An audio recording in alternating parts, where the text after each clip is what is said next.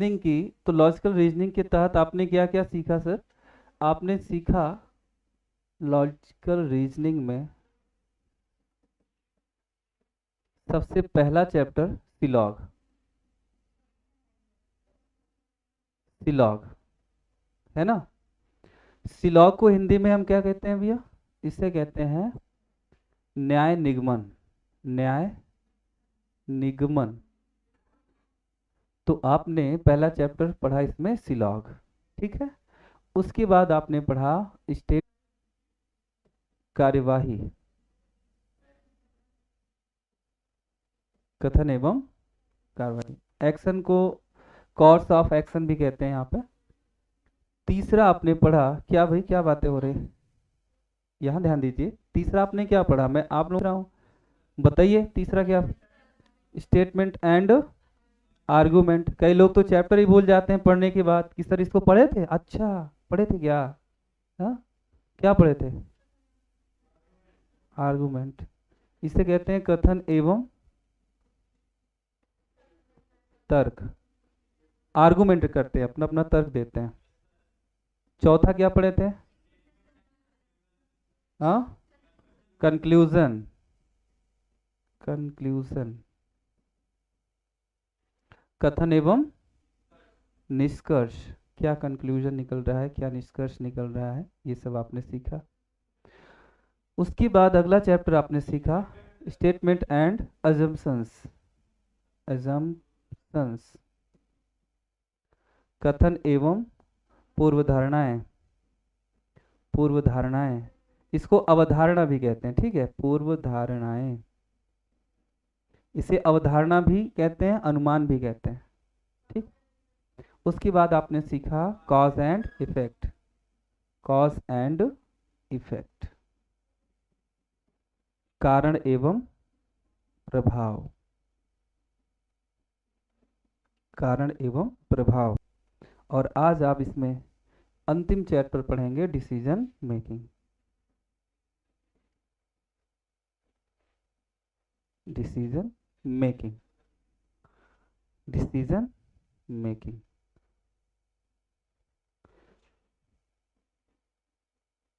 निर्णय क्षमता या निर्णय लेना, या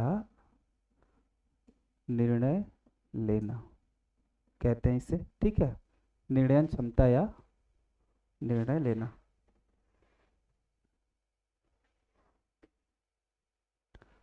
चलिए, तो ये 7 चैप्टर आपको पर सीखने हैं यूपीएसआई के और यूपी कांस्टेबल के रीजनिंग के तहत, ठीक है।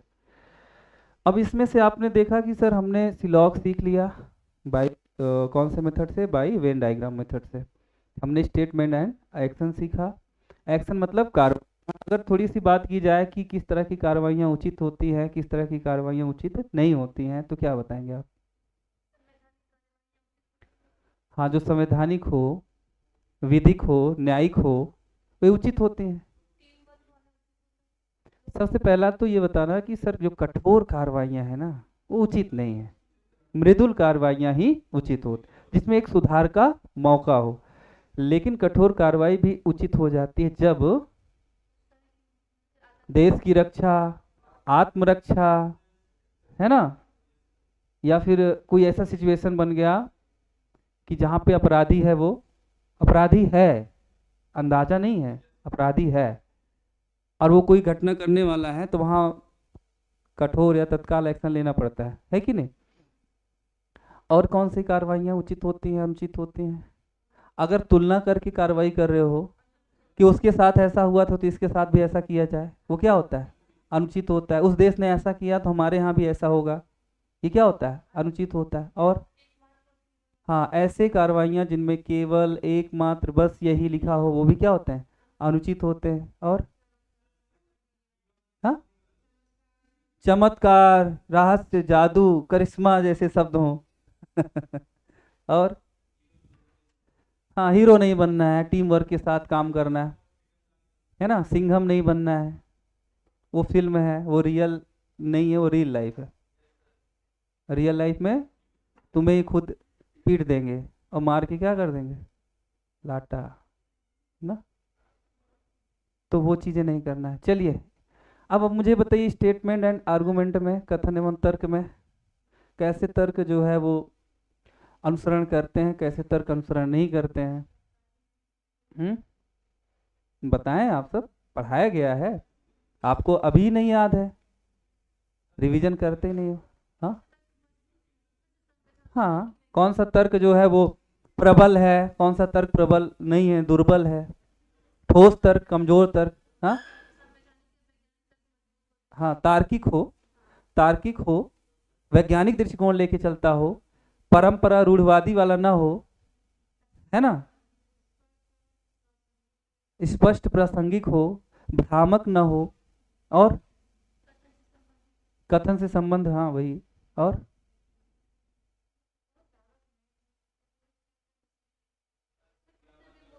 कॉपी रखे हैं, खोलिए एक बार देखिए, रिवीजन हो जाए इसी सब तर्क में।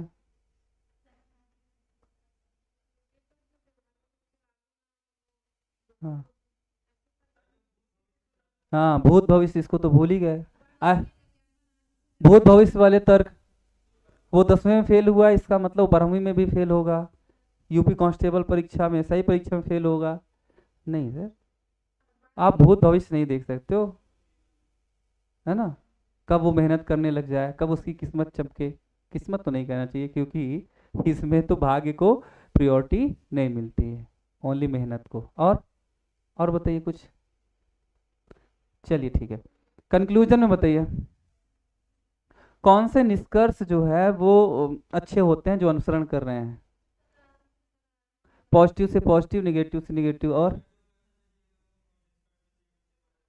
हाँ कथन में दिया गया हो और निष्कर्ष में वही सीधा संबंध रखता हो, ठीक है। हाँ हाँ, सरकारी आदेश नियम के तहत जो है अगर निष्कर्ष पहुंच रहा है, ठीक है, पूर्वानुमान हो तो गड़बड़ है, और भूत भविष्य से गड़बड़ है, और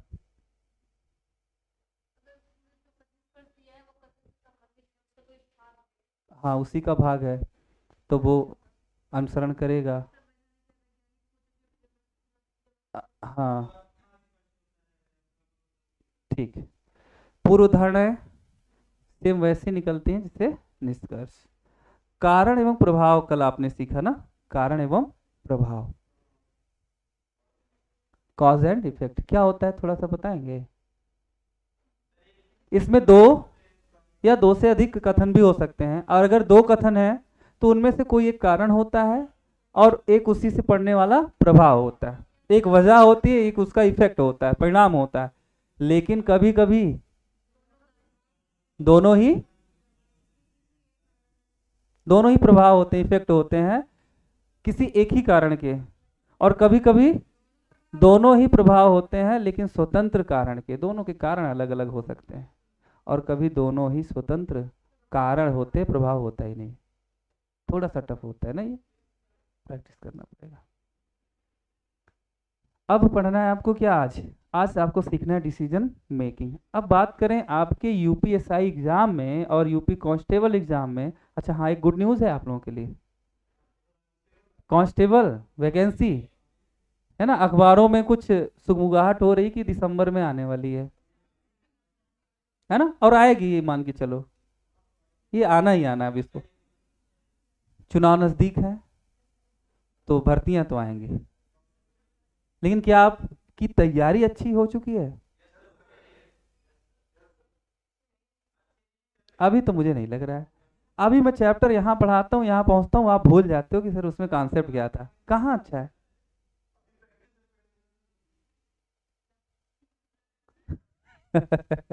प्रैक्टिस कब करोगे, एग्जाम टाइम पे, पहले से ही तैयार रहो यार। हाँ? ये मत सोचो दिल्ली अभी दूर है। हम्म। और कांस्टेबल, ये तो पुलिस कांस्टेबल की वैकेंसी आ ही गई, तो जो कांस्टेबल देखते हैं यूपी पुलिस, वो एसएससी जीडी भी देखते हैं, और जीडी वाले कांस्टेबल भी देखते हैं, है ना। तो अगर आपने अच्छी मेहनत कर दी, आने वाले 2 3 4 महीने या 6 महीने अगर ढंग ढंग से बेहतरीन तरीके से और संघर्ष घिस दिया अपने आप को अच्छे से, चमका दिया, क्योंकि आपने सिलेबस तो पढ़ ही लिया है लगभग लगभग, यानी तलवार रेडी है, अब उसमें रह गया तो क्या, धार देना है, एकदम बढ़िया चमकाओ अपने आप को, एकदम मांझो, है ना। और वो है केवल प्रैक्टिस। ये जो आपने ये जो जितने भी चैप्टर पढ़े, उस चैप्टर में जो भी लगाने की जो टेक्निक है, जो दांव पेच है, वो दांव पेच तो हर एक बच्चा पढ़ रहा है। कैसे? वही दांव उसके पास है, वही दांव उसके पास है, तो जीतेगा कौन? जिसको उस दांव को करने का जो अभ्यास है वो सबसे अधिक है। समझ में आ रही बात है ना। तो अब तो कंपटीशन वही बीट करेगा जिसने प्रैक्टिस ज्यादा की है उस दांव से। मैंने भी वही बताया, अगले ने भी वही बताया, अगले ने भी वही बताया, सब वही पढ़ रहा है, चैप्टर वही है, लगाने के मेथड वही है, एक दो मेथड अलग हो सकते हैं लेकिन है तो ना। अब ये है कि किसने उससे बढ़िया प्रैक्टिस की है तो उसको टाइम कम लगेगा, है ना। जैसे गांव की भाषा में कहें तो पहलवानी सिखाई जाती है, तो एक गांव होता है उसे कहते हैं धोबिया पछाड़, ऐसे होता है ना। तो सीखा तो सबने वही है। अब किसने ज्यादा अभ्यास किया है तो उसको सेकंडों नहीं लगेगा, पलक झपकते ही वो लगा के दांव पटक देगा। और जो पहली बार सीख के सिर्फ सीख के गया है कि हाँ ये ऐसे होता है, वो सोचेगा 1 मिनट कैसे पकड़ूं इसको, किधर से घूमूं, पता लगा घूमा वो खुदे चढ़ लिया उसके ऊपर धराशायी हो। समझ में आ रही बात? Time, practice can make a man perfect. और वही आप लोग नहीं करते हो। हाँ ठीक है, आप अपवाद हो एक आध, बाकी नहीं कर रहे हो, बाकी आप जान रहे हो। और सच्चाई बताएं, थोड़ा सच कड़वा होता है लेकिन सच सच होता है। फिलहाल अभी जिस हिसाब से आप लोगों की पढ़ाई जो चल रही है, मुझे बहुत कम अंदाजा है कि इसमें कुछ लोग ऐसा ही निकलेंगे, बहुत कम अंदाजा, मतलब लग रहा है। हाँ बिल्कुल, मुझे गलत करी साबित करिए और मेहनत करिए, लगे हम लोगों को भी कि हाँ यार इसमें कुछ बच्चों का निकल जाएगा। तो वही तो मैंने कहा, सच सच होता है ना, थोड़ा सा कड़वा होता है, लेकिन सच बोलने से आपके अंदर थोड़ा सा डर आएगा। और जब पीछे कुत्ता पड़ता है ना, तो लंगड़ा भी बहुत तेज भागता है क्योंकि डर होता है। तो डर से कभी कभी क्या होता है ना, मेहनत अधिक होती ना। और आप जब डरेंगे ही नहीं, जब आप मॉक टेस्ट लगाते हैं तो आपके अंदर एक डर आता है कि सर स्कोर नहीं बढ़ रहा, अरे अभी तो हमको बहुत पढ़ना है, ये चैप्टर भी मेरा, इस चैप्टर का क्वेश्चन आया था नहीं हो पाया, फिर आप पढ़ते हैं उस पर, होता है ना। मॉक टेस्ट लगाने का तरीका एक ही है भैया, कि सबसे पहले जैसी टेस्ट खोलिए, पहले आप फटाफट उसमें इजी इजी क्वेश्चन जो भी मिल जाए आप नेक्स्ट कर देखिए। क्वेश्चन मुझे आ भी रहा है, लेकिन इस क्वेश्चन को लगाने का जो तरीका है ना, या फिर ये लेंदी क्वेश्चन है, इसमें टाइम लगेगा, ठीक है भाई तो मुझे बाद में करूँगा। तो पहले आधे घंटे या 20 मिनट या आधे घंटे मैक्सिमम में आपको पहले एक बार पेपर के लास्ट तक पहुंच जाना है। जितने इजी क्वेश्चन हैं जो एकदम ऐसे जुबानी आपको रटे हुए हैं, जीएस हो, हिंदी हो, या रीजनिंग में जो कुछ ऐसे होते हैं ना 10-10 3-3 सेकंड वाले क्वेश्चन, 10 सेकंड वाले क्वेश्चन, मैंने काफ़ी ट्रिक्स बताई हैं, उनको पहले खटाखट करते चले जाइए। उसके बाद आप पुनः वापस लौटिए, और अब देखिए इससे क्या होगा जानते हो, आपका कॉन्फिडेंस लेवल एकदम बूस्ट अप हो जाएगा, एकदम बूस्ट अप हो जाएगा। आप बोलिए यार ये तो काफ़ी क्वेश्चन मुझे आ गया, मेरा एग्जाम निकलने वाला है। अब आप लोग क्या करोगे जानते हो, फिर दोबारा दूसरे राउंड में जब लगाएंगे तो वो क्वेश्चन लगाइए जो आपको आ रहे हैं, बस थोड़ा टाइम लगना था लेकिन आ रहे हैं, उसको करिए, फिर टाइम दीजिए, उसके बाद आप पहुंच जाएंगे वहां तक। और तब तक देखेंगे आप 10 मिनट, 5 मिनट, 20 मिनट या कुछ ना कुछ टाइम अभी भी बचा है, अगर पढ़ने में आप ठीक ठाक हैं तो आप फिर एक बार उनको भी प्रयास करिए, जो क्वेश्चन बहुत ही टफ आपको लगे थे लेकिन आप कैसे ना कैसे इक्वेशन बना के या किसी तरीके से उसको आप सॉल्व कर सकते हैं, या उसमें से 2 ऑप्शन काट सकते हैं कि हाँ सर इन्हीं दोनों में से तो होगा, है ना। फिर उन पे थोड़ा टाइम दीजिए। और चूंकि 1/4 की निगेटिव मार्किंग रहती और एसआई में तो है ही नहीं, तो छोड़ना तो है नहीं उसे भी, टिक तो उसे भी करना है। तो मॉक लगाने का यही सबसे अच्छा तरीका होता है। समझ में ही बातें हैं। और कुछ लोग सबसे बड़ी गलती यही करते हैं, और ये गलतियां मैं भी कर चुका हूं, हम क्वेश्चन में बहुत टाइम देते हैं, हम 3-3 मिनट 5-5 मिनट के क्वेश्चन को टाइम देते हैं। कभी नहीं देना है, आपको बढ़ना है। आप 2 मॉक लगाइए, एक में प्रॉपर टाइम ऐसे देते हुए लगाइए, और एक मॉक लगाइए जिसमें आप, जैसे मैंने कहा 2 राउंड में लगाना है आपको। देखिए 2 राउंड वाले में आपका स्कोर हमेशा ज़्यादा आएगा। स्कोर ज़्यादा ही होता है उसमें। तो ऐसे मॉक लगाइए, और लगाने के बाद फिर अगला मॉक खोलकर उस पर लगाने में मत जुट जाइए। फिर ये देखिए कि जो हमने लगाया, जो जो हमारी गलतियां हुई, वो कौन कौन से क्वेश्चन थे।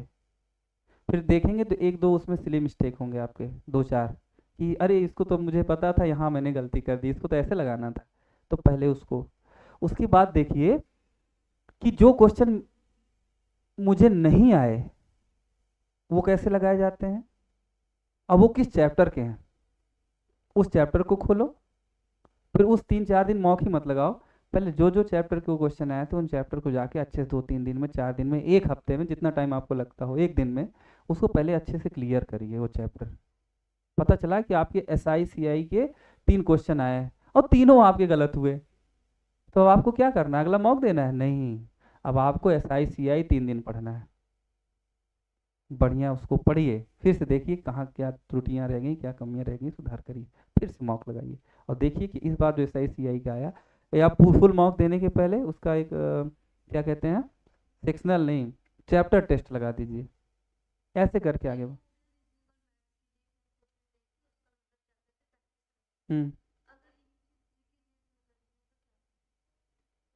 GK GS में वो क्वेश्चन आया, तो वो तो ये देख सकते हो ना, हिस्ट्री का है कि पॉलिटी का है कि ज्योग्राफी का है कि करंट का है, ये तो इतना तो जान ही लेते होगे अब, कि अभी भी नहीं? देखो जो नए रहते हैं उनको ये भी नहीं समझ में आता है, ऐसे भी लोग हैं। तो अगर आपको समझ में आ गया कि सर ये तो पॉलिटी का था और पॉलिटी में इस सेक्शन का है, ये चीज है, तो वो जाके राजव्यवस्था का राजव्यवस्था पढ़ेंगे, है ना। ये तो सीधा सीधा आर्टिकल से संबंधित था, सर भाग इसका था, ये मेरे कंफ्यूजन में कैसे आ गया, जाके पहले उसको क्लियर करो, ऐसे लगाना है। गलतियां से सुधार करोगे तभी एग्जाम निकलेगा। अगर कोई सोचे कि मैं केवल पढ़ता रहूं, सिलेबस पूरा करता रहूं, उसका नहीं निकलने वाला। सिलेबस सिलेबस पूरा नहीं होता है GS में खास करके, है ना। हर साल आप पढ़िए, कोर्स खत्म करिए, फिर 6 महीने बाद पढ़िए, आपको फिर कुछ ना कुछ नया उसमें अपडेट मिलेगा। तो एग्जाम ओरिएंटेड पढ़ के एग्जाम क्रैक करना। और 100 में 100 लाना है क्या? नहीं ना, कुछ तो वैसे भी कम हो जाते हैं, 400 में 400 नहीं लाने हैं। 400 में आपको, आप टारगेट लेके चलिए 300, 330 का, 335 का, है ना।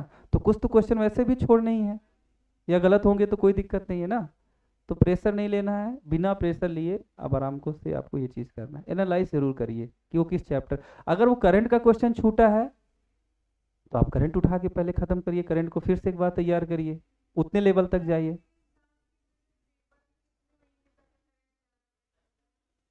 हम्म?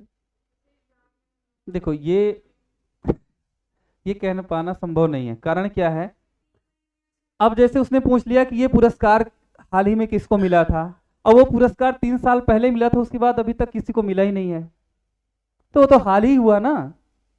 अब वो क्वेश्चन आ गया तो आप कहोगे सर ये तो चीटिंग है, 3 साल पहले का वो करंट पूछ रहा है। अरे 3 साल पहले का नहीं है वो, एक तरह से देखा जाए तो 1 साल का प्रॉपर तो हमें तैयार करना ही है।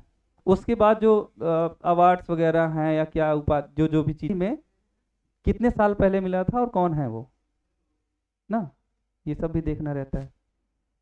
प्रीवियस ईयर आप एग्जाम जो हुआ है वो लगाते हो कि नहीं लगाते हो, वहीं से सारे थॉट डेवलप हो जाएंगे कि क्वेश्चन का लेवल क्या होता है, किस तरह का क्वेश्चन आता है हमारी परीक्षा में।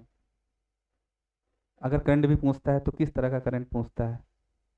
प्रीवियस ईयर नहीं लगाओगे सीधा तो फिर कोई मतलब नहीं। हम्म।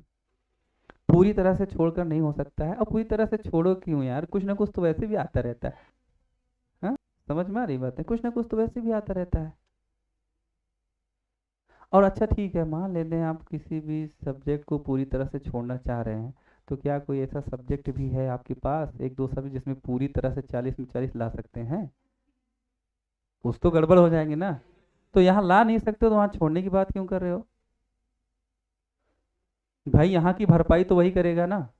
अगर इन तीन तीन सब्जेक्ट में, मैथ हिंदी रीजनिंग में, अगर 3-3 क्वेश्चन छूटे, आपके 4-4 क्वेश्चन छूटे, तो 4-3 12 क्वेश्चन छूटा, तो आपको कम से कम तो 12 से 20 तक वहां भी खींचना ही है, आपको स्कोर करना ही है ना। तो ये चीज़ें सोचिए समझिए, मेहनत करिए, हो जाएगा। ठीक है, बहुत बढ़िया अवसर है, आपको बताएं बहुत गोल्डन टाइम है, इस तरह से अवसर मिलता नहीं है ना। बहुत वैकेंसियाँ, कांस्टेबल आ गया, दिल्ली पुलिस है, इधर यूपी पुलिस है, एसआई है, कांस्टेबल है, ग्रुप डी भी आ गया है, एनटीपीसी भी आ गया, कॉलेज का भी पेपर है। देखो, एक चीज सा समझो, अगर गवर्नमेंट जॉब लग ही गई तो उस डिग्री से जो तुम ले ही रहे हो उसका कोई औचित्य रह गया? नहीं। अरे तो फॉर्म तुम भर रहे हो तो तुम्हारा कम होगा तभी भरे होगे ना। हाँ तो बस ठीक है, वो टारगेट बना के चलो। ये भी सही है कि ये है भारत, और खास करके उत्तर प्रदेश, यहाँ बच्चे जल्दी फेल हो नहीं होते हैं, बच्चे फेल कहाँ होते हैं, कॉपियाँ भर लेते हैं बस। तो और आप इतना पॉलिटी हिस्ट्री ज्योग्राफी पता नहीं क्या क्या पढ़े हो, यही चीजें आप बना के ही सोचना है ना, आपकी समझ को तो एमपी सर ने विकसित कर ही दिया है, कहाँ नहीं लिख रहा है सोच सोच के। हाँ तो ये तो फिर ठीक नहीं है ना, फिर तुम तो फिर अटेंडेंस तुम्हारी गड़बड़ है वहाँ पे, या फिर जो तुम्हारी स्कूल स्कूल से जो भी। चलो लाइव है, बहुत कुछ नहीं बोल सकते हैं इसमें।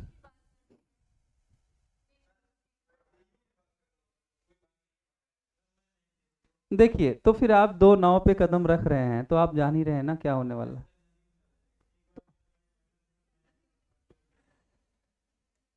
चलिए बस।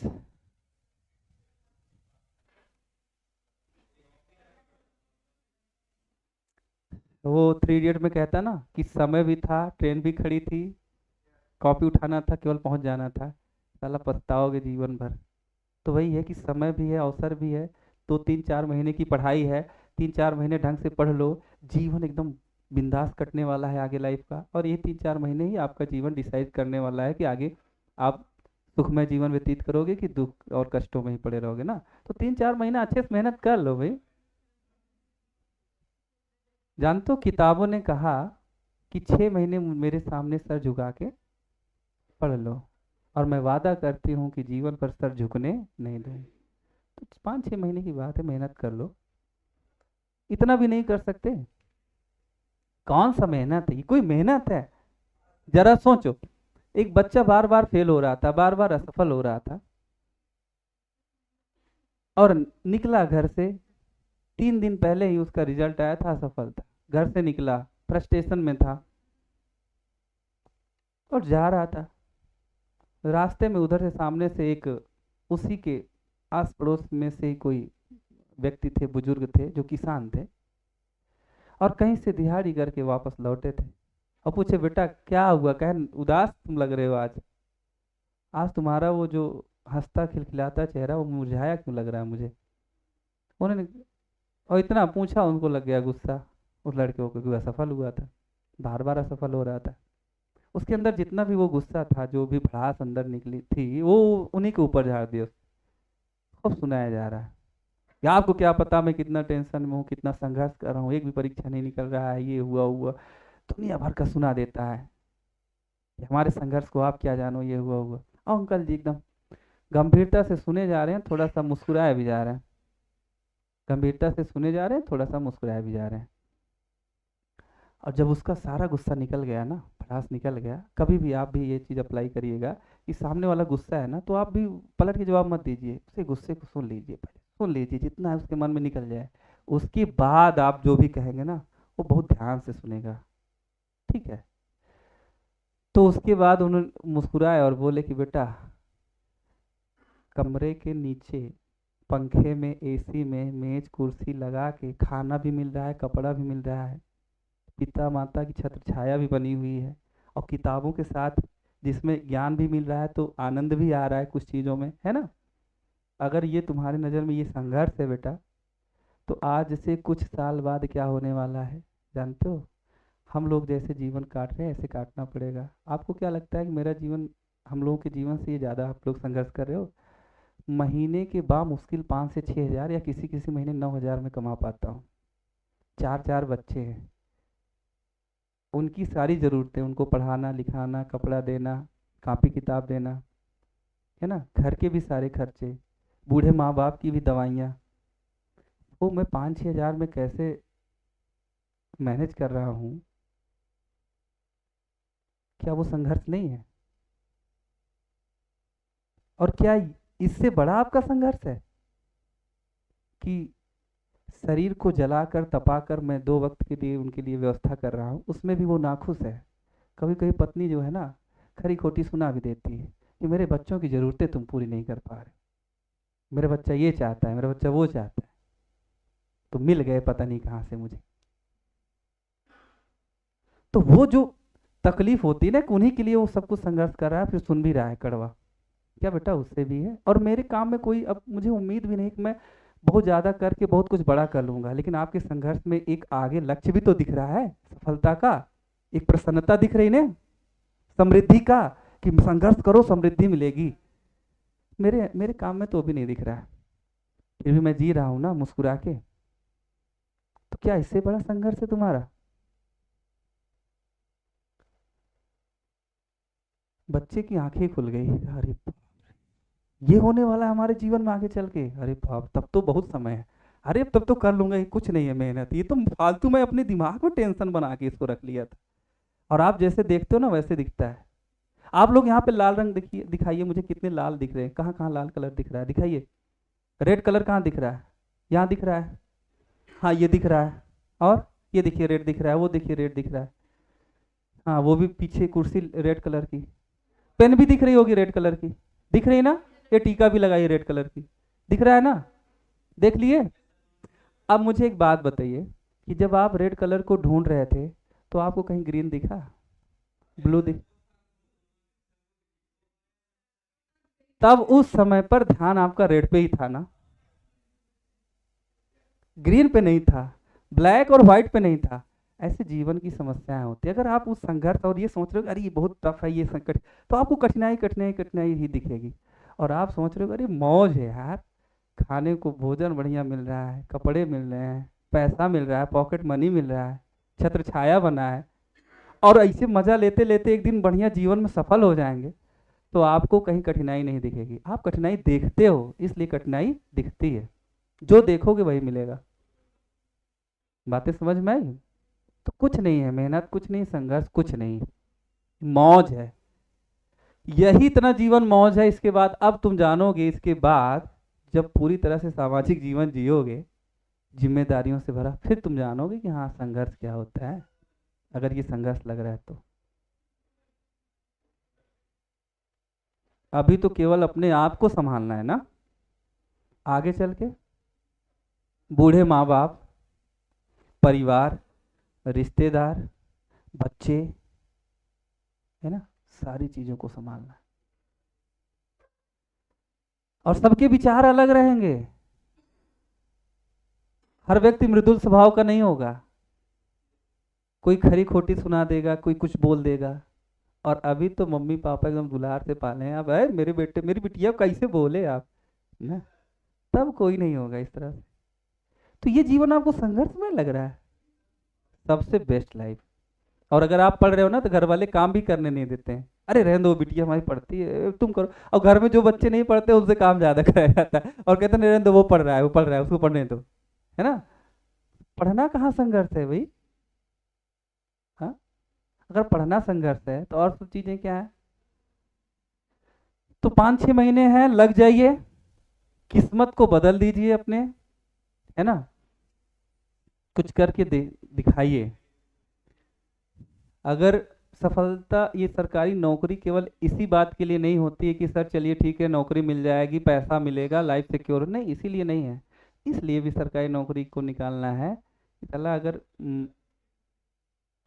मानव जन्म पाए हैं तो कुछ साबित भी करना है, साला हम भी कुछ हैं, नहीं कुछ हैं, है ना, ये भी तो साबित करना है।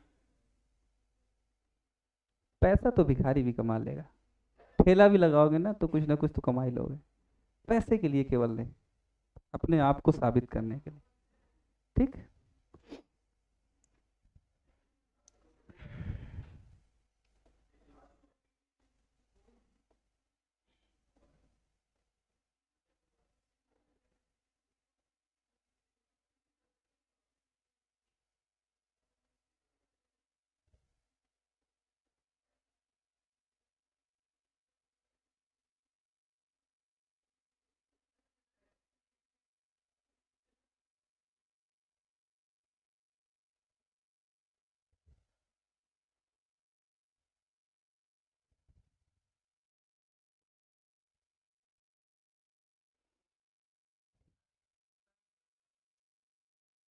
हम्म।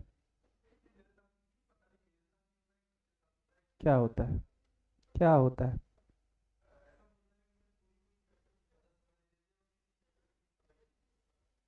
कोई दिक्कत नहीं, कोई दिक्कत नहीं, स्टार्टिंग ऐसे ही होती है।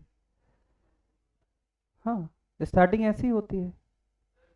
ठीक है, बहुत बढ़िया। हाँ, जिस सब्जेक्ट में स्टार्टिंग में ज़्यादा इंटरेस्ट आएगा उसको ज़्यादा पढ़ोगे, जिसमें कम इंटरेस्ट है कम पढ़ोगे, लेकिन जिसमें ज़्यादा इंटरेस्ट है एक दिन, ये तो जान रहे हो ना कि सिलेबस इतना ही है, तो एक दिन वो खत्म होगा, दोबारा पढ़ोगे, फिर कहोगे अब तो इसमें पढ़ लिए, ये तो मजबूत हो गया ना, औलाद, अब इसको सीखते हैं कि इसमें क्या क्या है। ऐसे ही होता है। हम्म।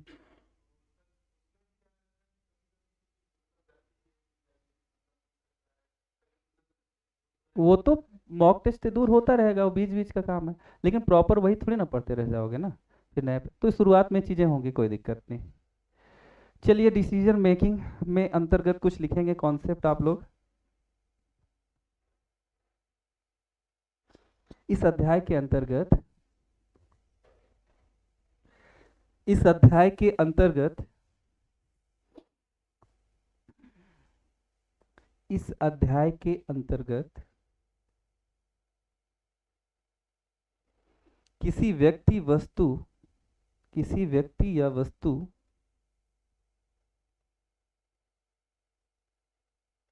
या विषय के संदर्भ में, या विषय के संदर्भ में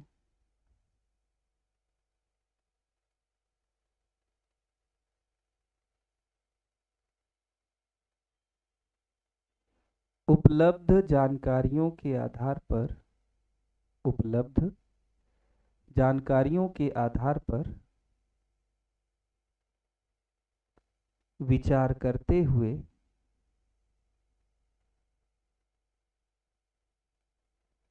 उपलब्ध जानकारियों के आधार पर विचार करते हुए किए गए सकारात्मक या नकारात्मक, किए गए सकारात्मक या नकारात्मक फैसले को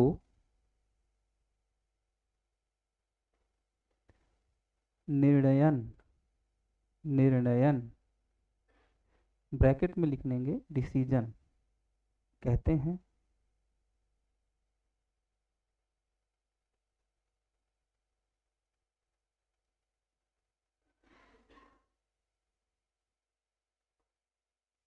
नेक्स्ट, नए पॉइंट से लिखेंगे।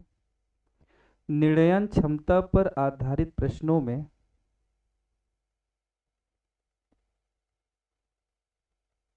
निर्णयन क्षमता पर आधारित प्रश्नों में विकल्पों का चयन करते समय,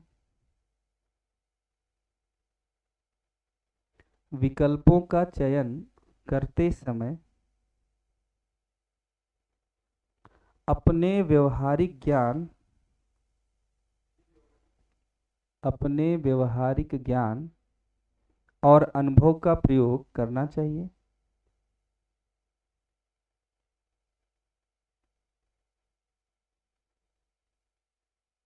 ताकि, अपने व्यवहारिक ज्ञान और अनुभव का प्रयोग करना चाहिए ताकि उचित निर्णय लिया जा सके।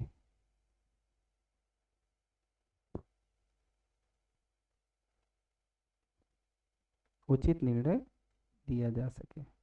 नेक्स्ट, अगले पॉइंट में लिखेंगे।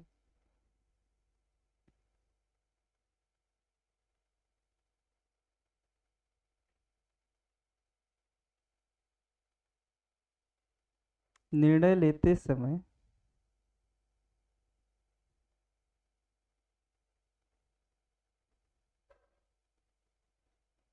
घटना के प्रति दी गई प्रतिक्रिया,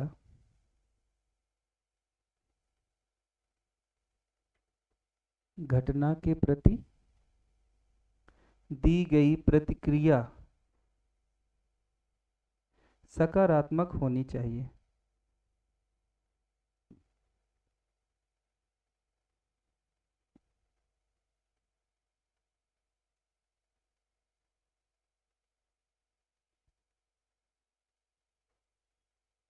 सकारात्मक होनी चाहिए।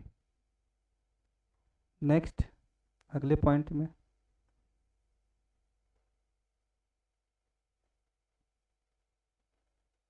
प्रक्रिया तर्क संगत, प्रक्रिया प्रतिक्रिया प्रतिक्रिया प्रतिक्रिया तर्क संगत एवं युक्ति युक्ति तर्क संगत एवं युक्ति, युक्ति मतलब उपाय, उपाय युक्त होना चाहिए, युक्त होना चाहिए, युक्ति युक्त होना चाहिए।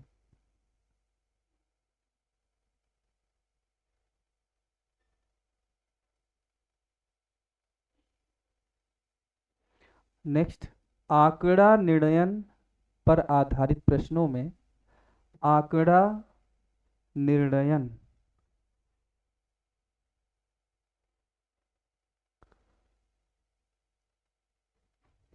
आंकड़ा निर्णयन पर आधारित प्रश्नों में सभी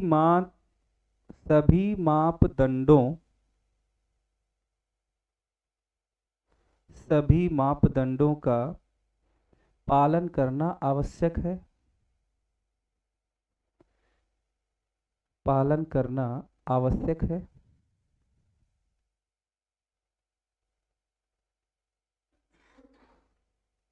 अपनी ओर से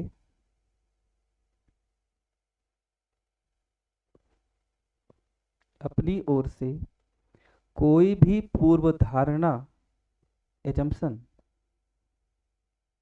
अपनी ओर से कोई भी पूर्व धारणा अजम्पशन नहीं लगाना चाहिए।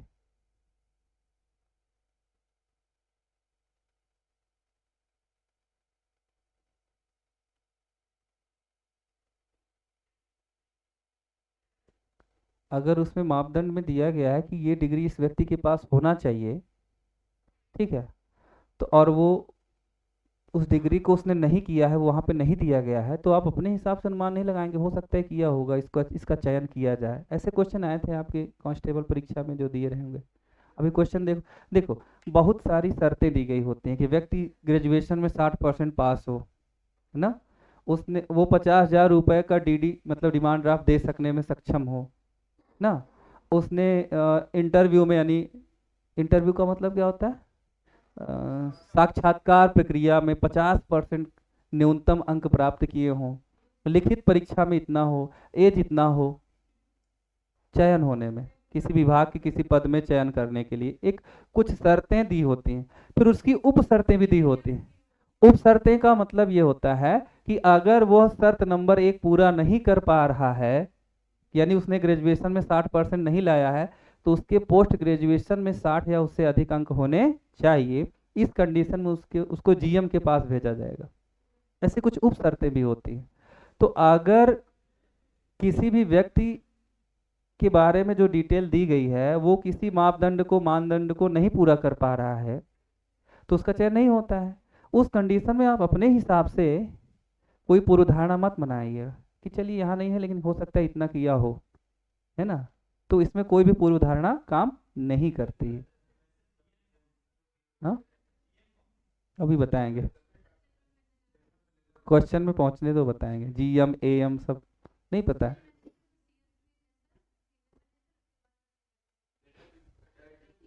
आगे आगे लिखिए इसमें,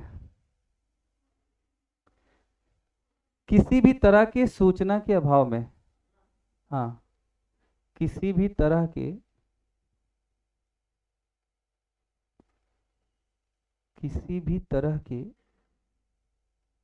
सूचना के अभाव में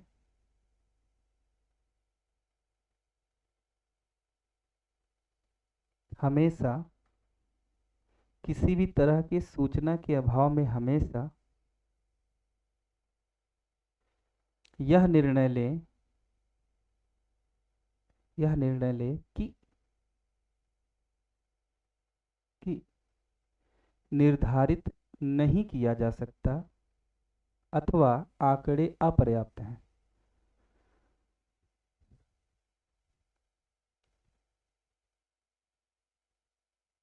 निर्धारित नहीं किया जा सकता अथवा आंकड़े अपर्याप्त हैं।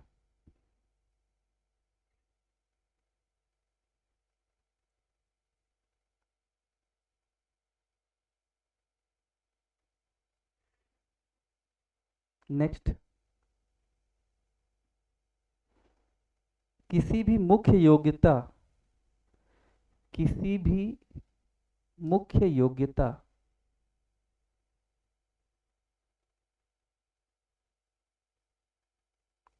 जिसकी उपयोगिता सूचना में नहीं दी गई हो,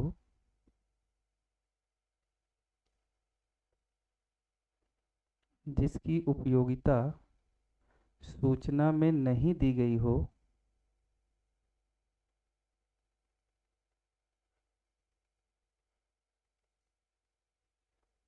पूरा नहीं होने की स्थिति में, पूरा नहीं होने की स्थिति में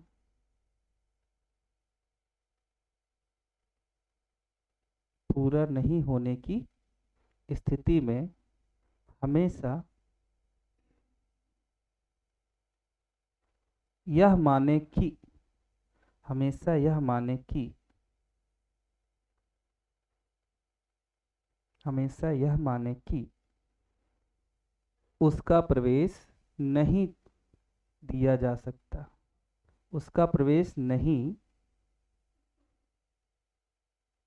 उसका प्रवेश या हाँ, उसका प्रवेश नहीं दिया जा सकता या उसका चयन नहीं हो सकता।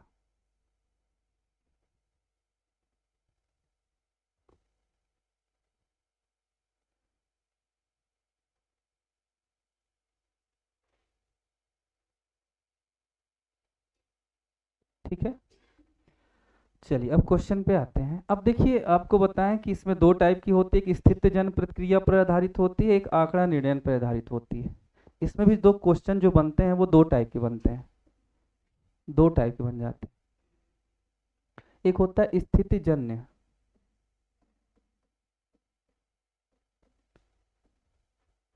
प्रतिक्रिया पर आधारित,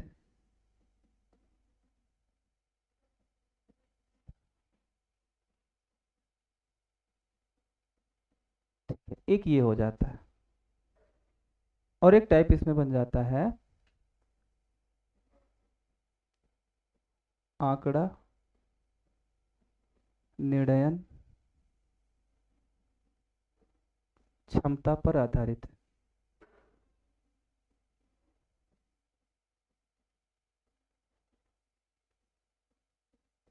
और ये दोनों आपके एग्जाम में जरूर आते हैं। स्थिति जन्य में बात करें कि आपने पढ़ा था कथन एवं कार्यवाही, वो यही तो है स्थिति जन्य। कंडीशन बता दिया, आप किसी दंगे प्रभावित क्षेत्र के अधिकारी हैं ना, वहां सांप्रदायिक दंगा भड़कने वाला, आप क्या करेंगे। अब वो स्थिति दे दिए ना, अब उसमें आपकी प्रतिक्रिया क्या रहेगी, आप क्या करेंगे। तो वही तो है ना स्थिति जन्य प्रतिक्रिया पर आधारित। आप ट्रेन से सफर कर रहे हैं, आप ट्रेन से सफर कर रहे हैं और आप देखते हैं कि आपके सामने आपकी बोगी में आपके दो सीट सामने वाले सीट पर आपका एक परिचित बैठा हुआ है, आप क्या करेंगे। स्थितिजन्य है ना ये। आपकी प्रतिक्रिया क्या होगी, ऑप्शन ए, आप उससे नजरें छिपाकर अनदेखा करके अपनी सीट पे जाके बैठ जाएंगे। आप उसे देखते हुए भी अनदेखा कर देंगे, आप उसके पास जाएंगे ना, उससे हाल चाल पूछेंगे और उसी की सीट पर या उसे उठाकर अपनी सीट के बगल ही बिठा देंगे और अपने बगल वाले सीट वाले व्यक्ति को वहां पे जाके बैठने के लिए कहेंगे। और अगला, आप उससे मिलेंगे, समाचार हाल चाल पूछेंगे और अपने अपने सीटों पर पुनः बैठ जाएंगे। हमेशा एक देश के उचित सीधा सज्जन व्यक्ति की तरह सोचना है ना, वैसे एकदम सुरेंद्र सूरी बनना है ना, सुरेंद्र सूरी। नहीं जानते हो, एक फिल्म आई थी रब ने बना दी जोड़ी, शाहरुख खान, सुरेंद्र सूरी, एकदम ऑफिस बॉय, एकदम सीधा साधा नाम। वो व्यक्ति क्या करता है, ये तो करता ना, एकदम सीधा व्यक्ति, अनुशासित, देश का एक अच्छा नागरिक जो, हाँ, अरे अच्छा नागरिक रहेगा तो सब अच्छा बाप भी बनेगा, अच्छा पति भी रहेगा, अच्छा बेटा भी रहेगा, सब कुछ अच्छा रहेगा। ठीक है ना? कह रहे सर अच्छा वो भी होना चाहिए। ठीक। तो वो भी अगर देखो, वो ऐसे व्यक्ति होते हैं समाज में, होते हैं कि नहीं होते हैं? तो वो 100 पे एक ही भारी होता है, बैलेंस पृथ्वी का बना हुआ है। यहाँ 10 रहेंगे तो 10,000 पे बार ना। तो वो कुछ भी खाएंगे तो अगर कचरा भी है तो वो ऐसे वैसे नहीं फेंकते हैं, वो प्रॉपर डस्टबिन ढूंढते हैं, चाहे 500 मीटर जाना पड़े। वो बफर में भी खाना खाते हैं तो बेचारे डस्टबिन तक जाते हैं। कुछ एकदम है, खाओ यार ना है ना? चाउमीन चाउमीन चाउमीन, टिकिया टिकिया, फुल्की फुल्की, है ना सब है। हाँ, अनुशासन है। तो उस तरह से इसमें सोचना है। देखो हो चाहे ना हो, एग्जाम देते समय बेटा ऐसे सोच के करना, नहीं सब गड़बड़ करके आओगे। तो ये हो गया स्थितिजन्य।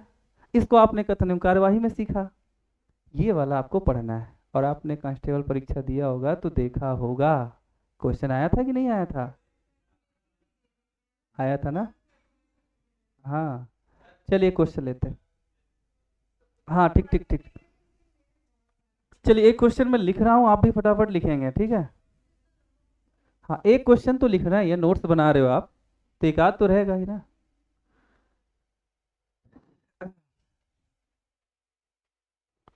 निर्देश लिखिए।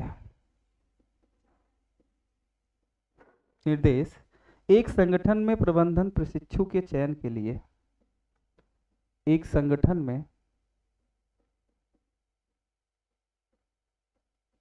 प्रबंधन प्रशिक्षु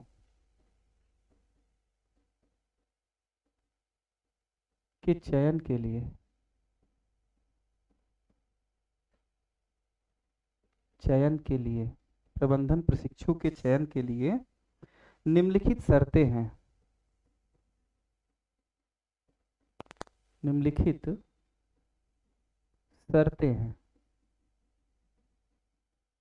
ठीक है? अरे कोई पद है, उस पद के चयन के लिए कुछ शर्तें हैं, ऐसे समझ लो। शर्तें हैं, उम्मीदवार को, उम्मीदवार कैंडिडेट को, उम्मीदवार को क्या क्या होना चाहिए? नंबर एक, पहली शर्त क्या है? कम से कम 60% अंकों के साथ, कम से कम, नोट करते रहिएगा, एक क्वेश्चन आपके नोट में मिलना चाहिए।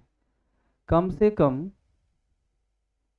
60%, 60% अंकों के साथ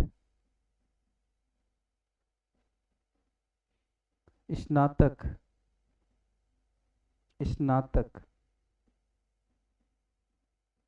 स्नातक होना चाहिए। ग्रेजुएट, ग्रेजुएट, ग्रेजुएट, ग्रेजुएशन कर लिया हो उसने। कंडीशन नंबर 2, 1/1/2010, 1/1/2010, 1/1/2010 को, 1/1/2010 को कम से कम,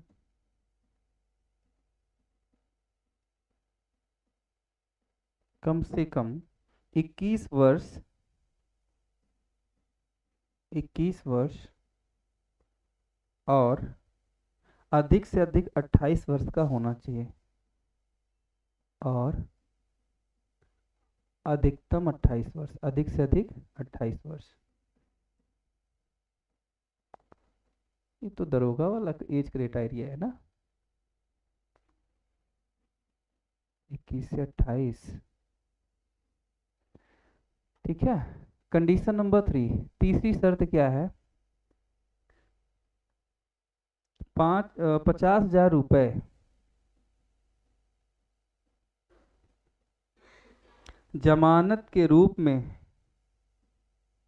जमानत के रूप में, अरे ये वाला जमानत नहीं कि जेल गए हो तुम, सिक्योरिटी जमा होता है ना सिक्योरिटी में, चालान जैसे होता, सिक्योरिटी, जमानत के रूप में भुगतान करने के लिए तैयार होना चाहिए। रूप में भुगतान, हाँ उसका चयन नहीं होगा, करने के लिए तैयार होना चाहिए।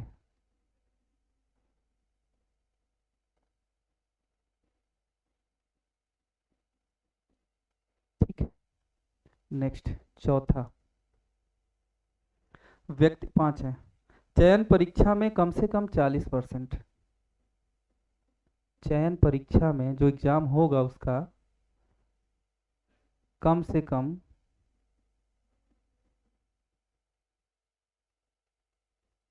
कम 40% अंक आने चाहिए, होने चाहिए।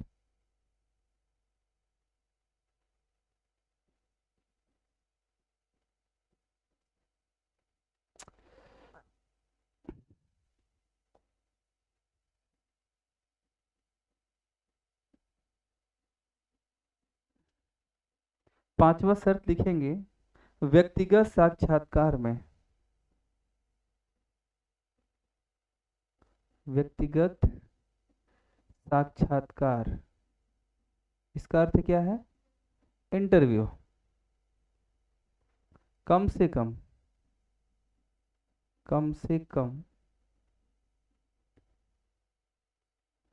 50% अंक होने चाहिए।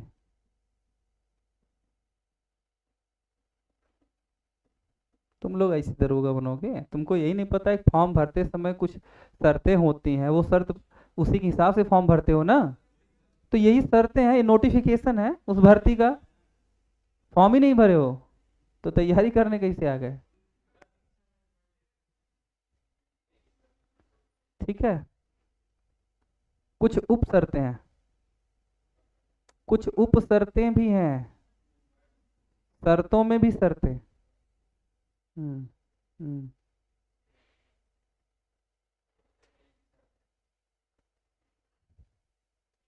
उपशर्त नंबर पहला यानी 1, यदि वह शर्त 1 को, यदि वह शर्त एक, ये ऊपर वाला शर्त 1, ये वाला, ठीक है, को पूरा न करता हो, न करता हो,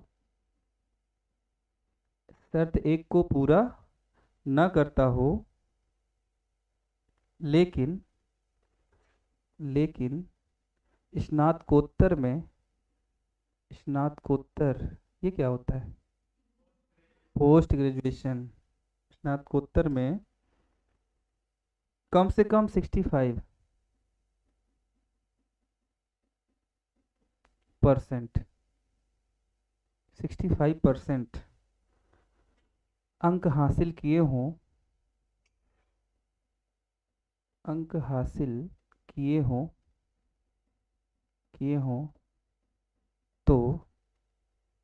तो इस मामले को,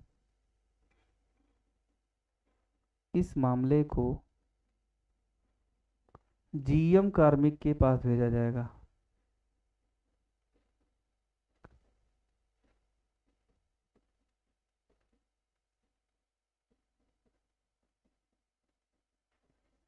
समझ में ही बात, कि अगर कोई विद्यार्थी या कैंडिडेट उम्मीदवार आया, उसने उसने इंटरव्यू में 50% से ज़्यादा नंबर लाया, यहाँ सफल है, परीक्षा में 40% से ज़्यादा लाया, ठीक है, 50,000 रुपये वो जमा भी कर सकता है, ठीक है, उसकी एज भी इसी के बीच में है, ठीक है, लेकिन एक चीज़ नहीं है उसकी, कि वो 60% ग्रेजुएशन में नहीं लाया था, लेकिन पोस्ट ग्रेजुएशन में 70% ला दिया, यानी सब कुछ तो ठीक ही है ना उसका, तो उसको एक अवसर दिया जाएगा, उसको 65 से कम से कम 65 है ना, तो उससे ज़्यादा लाना है।